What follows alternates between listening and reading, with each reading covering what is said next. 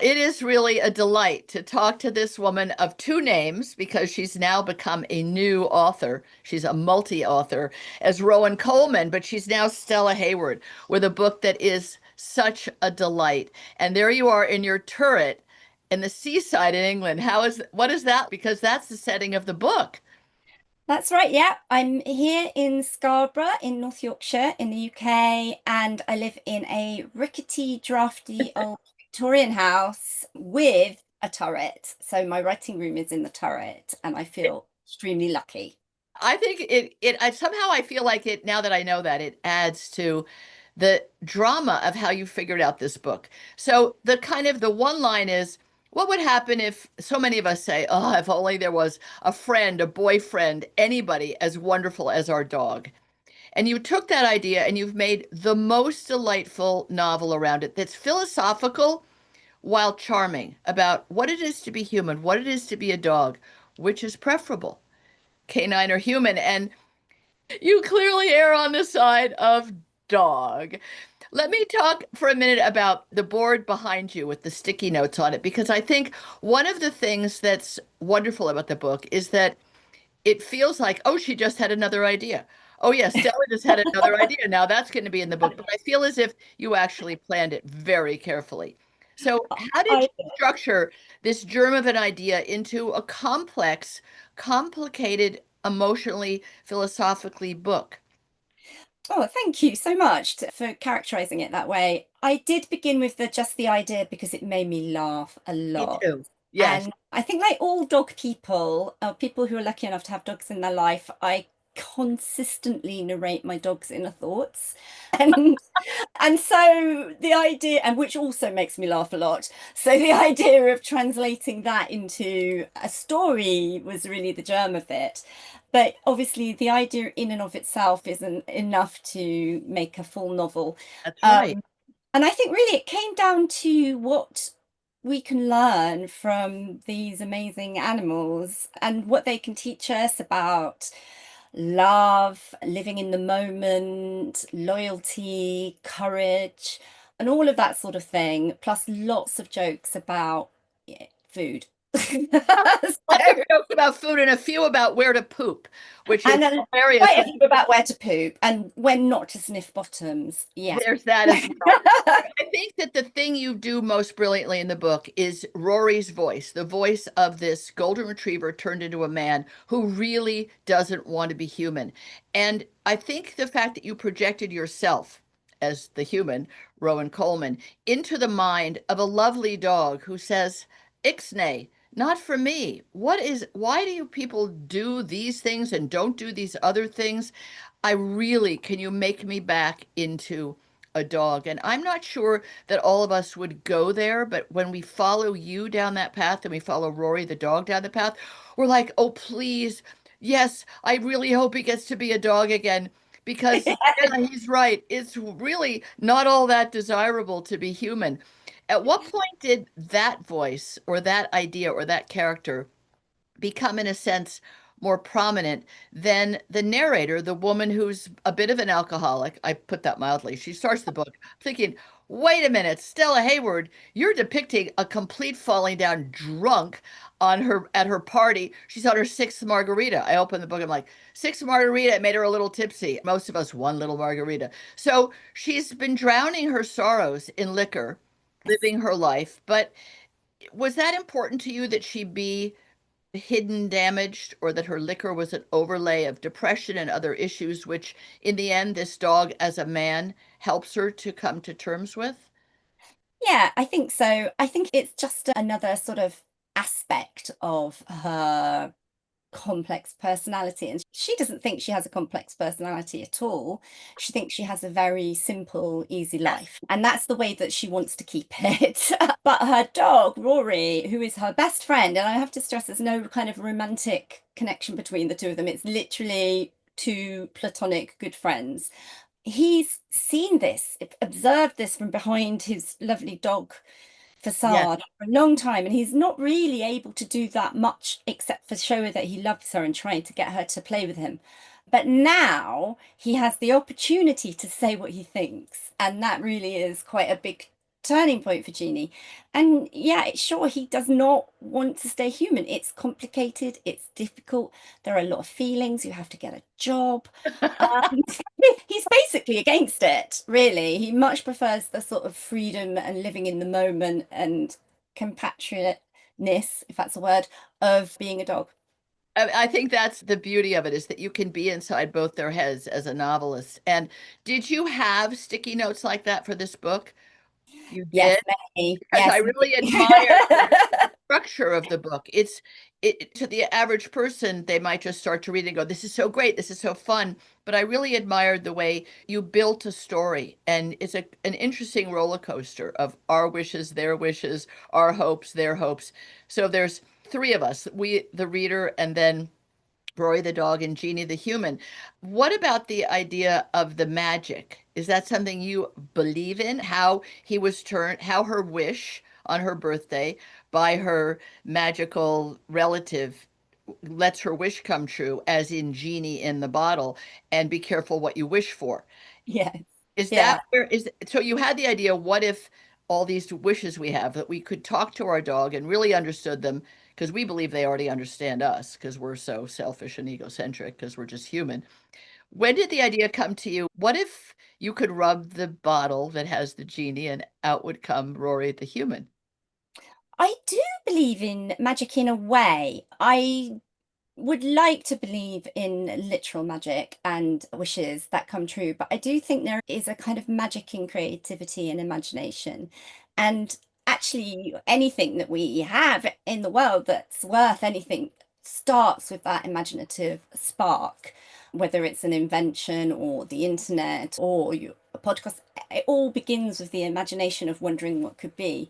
And as a writer's job, that's sort of everything that we're about, is creating that sort of magic. And I also believe that dogs do bring magic to daily life. And there's nothing like a dog to put your feet on the ground and remind you to stay in the moment and to remember all of the good things that you've got going on around you, whether it's just a cookie Yes. or a beautiful day at the beach. So that I think it is about literal magic, but it's also about finding and creating magic in your own life. All right, I'm just going to read this one. You'll read a couple of other passages, but I want to read one because I think it then gives us something to chat about, in the way that Rory the dog is very early on. He's been turned into this human and he doesn't have clothes and he's covered up with a blanket. So this is Rory talking. "I don't want to be human, though," Rory tells Nan. "Jeannie, that's the name of his human, used to make me have a bath up to 2 times a year, and I don't know why, because it's humans who stink of stress and secrets and lying about things. You people think about thinking all day long, and it's rubbish. I don't want to think about thinking. I don't want a job. I just want to be me, on the sofa with Diego and a biscuit." Diego's his favorite toy. He pauses for a moment, downcast. "I already told you how unhappy I was before Jeannie came and took me home. What I didn't say was that I know she feels like I did before I found her, lots of the time. She tries to hide it, but she can't."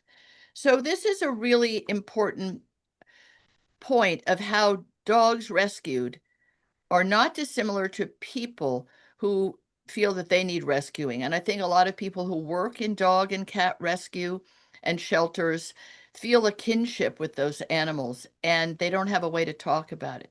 They don't really have the freedom. They have to lie and cover it up.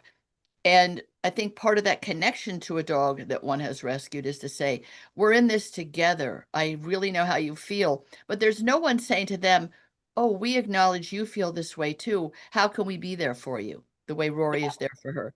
Is that Yeah, what you think? that's exactly what I was trying to say. Yes, because I think that as I've heard so many times over and over again with a rescue dog is I rescued my dog, but he or she also Yes. rescued me.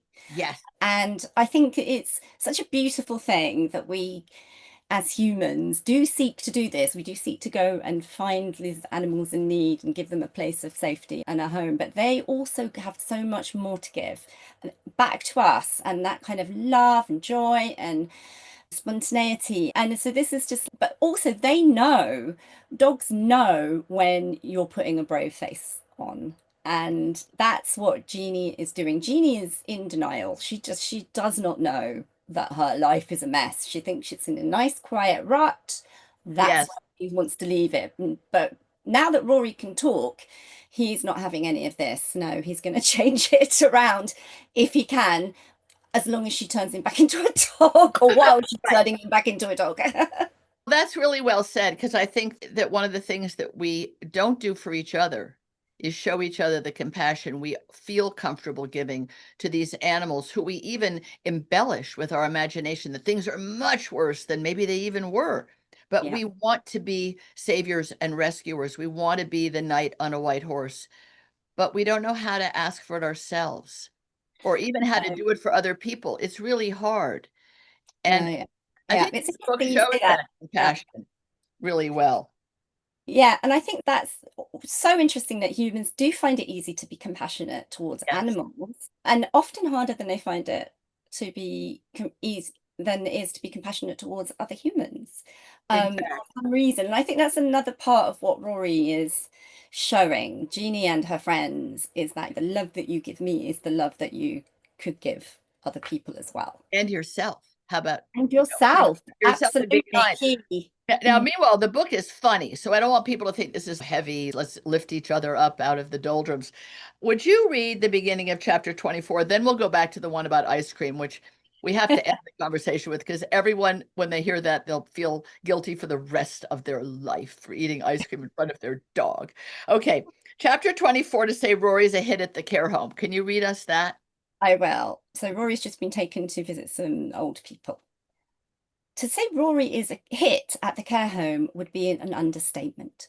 When he had four paws, he would light up the place with his sweetness and affection.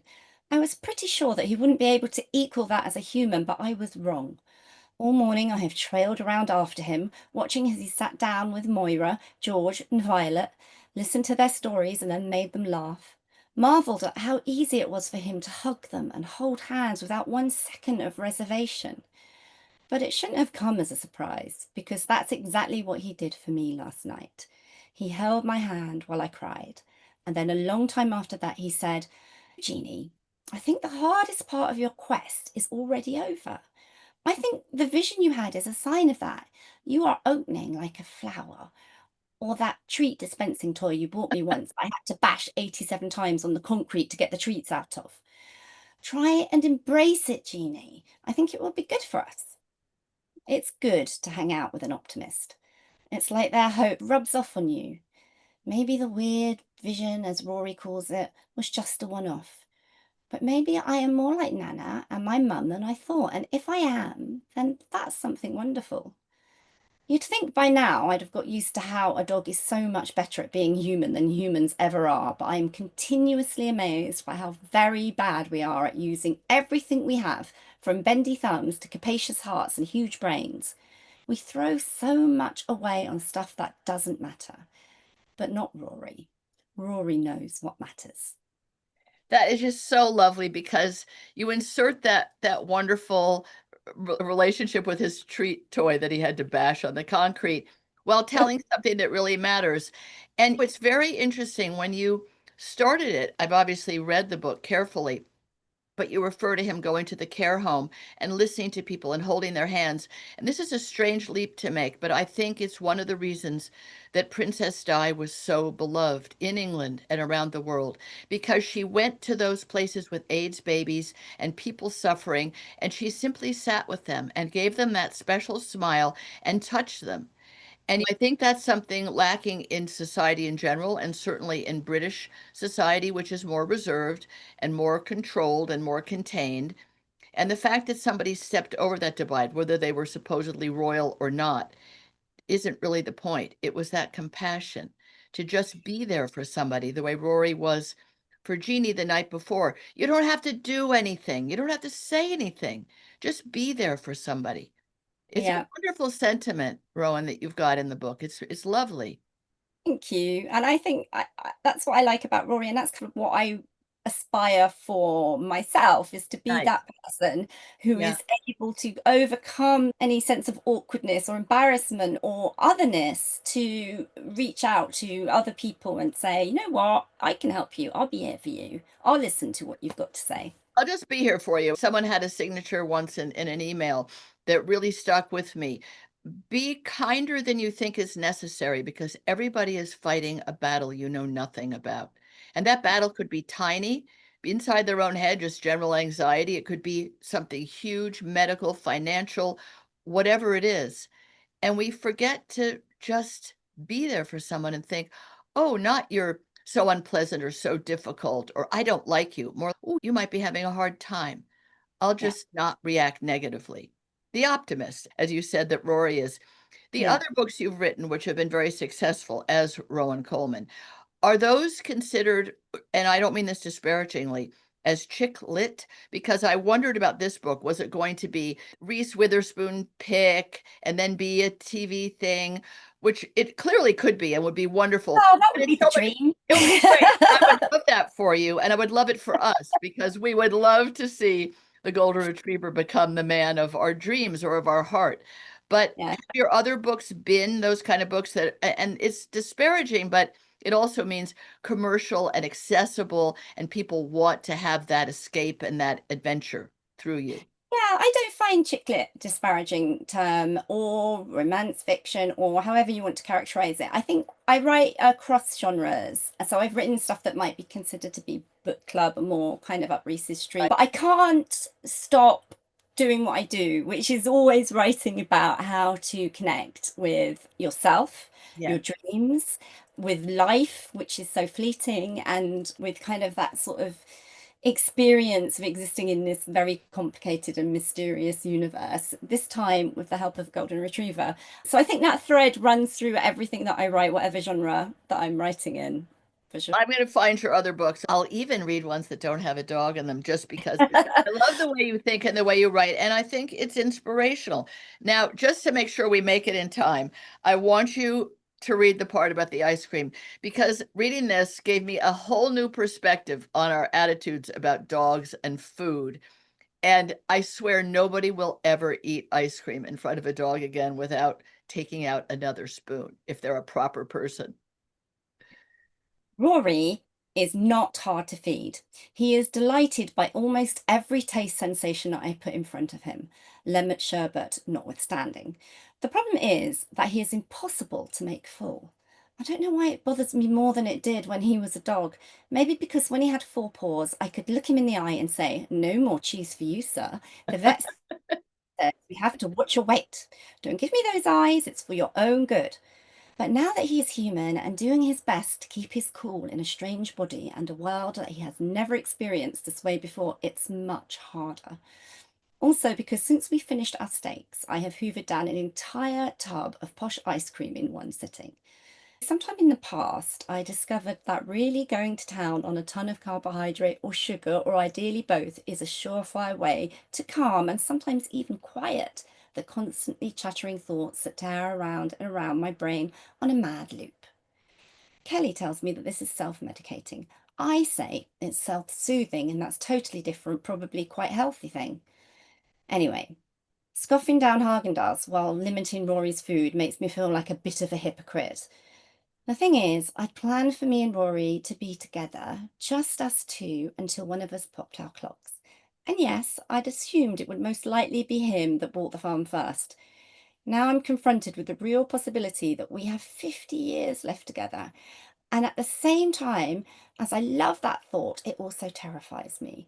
What if I've condemned Rory to a long life wishing he could just go back to when he was happy and carefree, and he has to spend every day with the person who's to blame? Or what if Rory ends up left all alone with no one to look after him, alone and confused in a world that wasn't made for him? This calls for another tub of ice cream. This time I get 2 spoons. It's so wonderful because yet again, you slide the philosophy and the ideas that drive the book, the heartfelt ideas, into this realization that we have this conversation with our dog. Sorry, no, no more biscuits. Okay, you can have the edge of a rice cake, a flavorless, tasteless piece of styrofoam, I'll just go get myself that really nice buttery cookie. I'm human, so I'm allowed. And your vet said not to. And I'll feel bad if you get fat. Not good for you. So it's really great because it let everyone has that feeling. Some people, like my sister, feed her dogs constantly from the table, from the counter, any old thing. And they're 10-pound Brussels Griffons. So, you really can't do that. But a lot of people with Labradors and Goldens and bigger dogs, they get chunky and we get confused. Food is love. And yet, Yeah, yeah. and And yet, I also think it's between the fact that she's trying to keep Rory healthy, and if he was in dog form, she'd get him a pup cup. yes, But as he's a human, he can have ice cream for now. She's trying to keep him healthy. She worries about his health, but is she worrying about hers? I said, not at all. She's eating the steak and the tub of Haagen-Dazs, and now And the second tub of ice cream, yes. liquor. I'm still going to bring up the liquor because, that's how a lot of people self-medicate. And now, Yes. I don't know about the UK, but in America, marijuana, there seems to be a marijuana dispensary. Only it's not called marijuana, it's called cannabis, but we all know what it is in Yeah. various forms. And now people think it's perfectly fine. Now, for some of them, it may be necessary, and for others, it might be fine. But we are covering up some of the things we're dealing with, which Yeah. is to say, get a dog. Honestly, get a dog, even if he's still in dog shape. But talk to the Yes. dog talk to Get a you. dog. I think It's worth that's the sort of the try. message. Yeah. Let the dog speak to you because Yeah. all of them try. But if we don't pay attention to their eyes and their paws and their body language, if we ignore them or push them away, oh, don't bother me right now. Oh, you just want to walk. Oh, you just want to be fed. They're actually, it's very possible, reacting to our emotional state. Oh yes, I completely agree. And I think if therapy isn't an all sort of option for you, you can do a lot of worse than following a dog's suggestions to go out for a walk, play. And at one point in the book, Rory gets Jeannie, he's able to say to Jeannie, don't just stand and watch me play. Come and play with me. That's Right. what I want you to do. I want you to run around with me after this tennis ball, Yes. not just look. And so I think if you're listening to your dog and following them out on walks in the sunshine, in the fresh air, and taking care of yourself in the way that you take care of them, that is quite a good path to follow into starting to feel a bit more like yourself. Just to not spoil the ending, did you decide early on how it would end, whether he stays man or returns to dog, or did you let the book unravel in front of you and then decide? I see those sticky notes. I'm so jealous. I'm so excited about plotting things. But did you have that final sticky note already in place? Did you work towards I it? had alternate sticky notes that went up and down throughout the book, and it was really a sort of I was on the fence about it for a lot of the novel. So when I did finally make that decision, I feel like that Rory had told me where to go. That's really wonderful because that is the experience that you have reading it. There's definitely something to root for. And it's not clear what, because she needs him there as a man, but he needs to be a dog. He needs to be his true self. So it's a push me, pull you. It's interesting. It's a conundrum. And we want both. We can't have both. And you made I think, a wonderful decision in the end. But it's one of those novels that the ending really does justify the journey to get there. Oh, I see. And you'll be happy, I think, the reader, at the end of the book. So, The Good Boy, a novel. This is really quite wonderful. And as Stella Hayward, are any of those sticky notes another book with a dog in it? There is another book, another Stella Hayward book coming out next year. It does have a dog in it, but I regret to say it's only dog shaped this time. That's okay. We're happy if it just stays a dog because then you'll come back. As long as there's dogs involved, you're back. There is also a castle and some ghosts. So Oh, excellent. You see, there's going to be some element of magic. yes, I can't not Good. have I it. love that. We all need to pay more attention to that. I'm much too literal, and I love the magic in you. Stella Hayward, also Rowan Coleman, thank you so much for this wonderful book, The Good Boy. You're going to spread so much joy with it. And I look forward to seeing it on the little or large screen as a movie. It will make the most wonderful movie. Thank you so much for writing it. And I look forward to the next one. Thanks so much. Goodbye. Bye-bye.